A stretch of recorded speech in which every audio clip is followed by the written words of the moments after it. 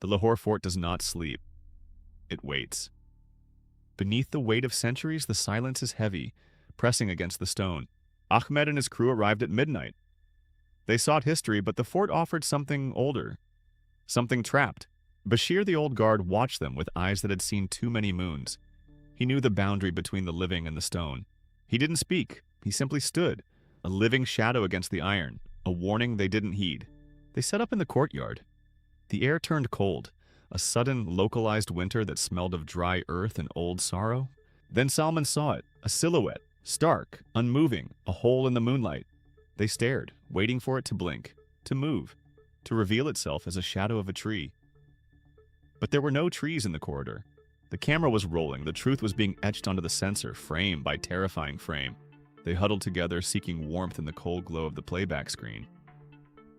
The silence of the fort was now deafening. It was tall, dark, and it was defying the laws of physics.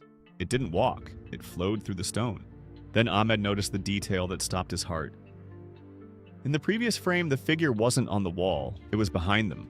A presence that had been there all along, watching the watchers. A ghost in the machine. Salman didn't move, he couldn't. The camera rig felt like lead in his hands as the figure closed the distance. It was coming for the light.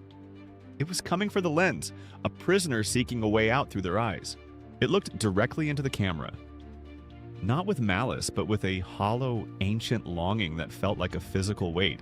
A gaze that spanned centuries. A story of a life forgotten, buried beneath the very floors they stood upon.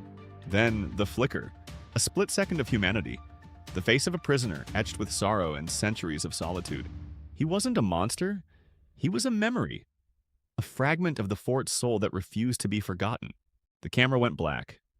The air cleared. The crew was alone again, but the silence had changed. It was no longer empty. They left before dawn. They didn't speak of what they saw until they were miles away from those stone walls. One evening, Ahmed returned. Not with cameras, but with respect. He felt the chill, a familiar greeting from the dark. He left the flowers. A small act of mercy for a man who had been forgotten by time itself. The fort keeps its secrets, but sometimes it chooses to share them. Every stone has a name. Some stories never end.